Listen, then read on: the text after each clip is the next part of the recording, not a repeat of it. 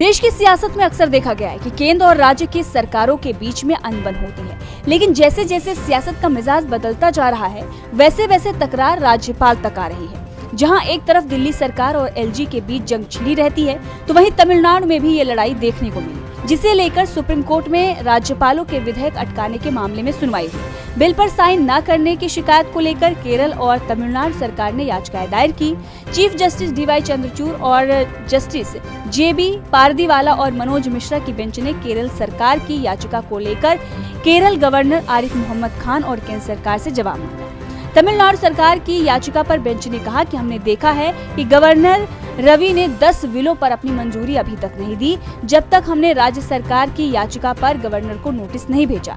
Bench ने ये भी कहा कि ये बिल 3 साल से पेंडिंग थे। गवर्नर 3 साल तक क्या कर रहे थे? बिलों पर एक्शन न लेना गंभीर चिंता का विषय है। सीजेआई ने अटॉर्नी जनरल आर वेंकट रमनी से पूछा कि तमिलनाडु गवर्नर का कहना है कि उन्होंने 13 नवंबर को इन बिलों को पास कर दिया, लेकिन हमारी चिंता ये है कि हमने 10 नवंबर को आदेश दिया था कि गवर्नर इन बिलों पर एक्शन लें, जबकि ये बिल जनवरी 2020 से पेंडिंग थे।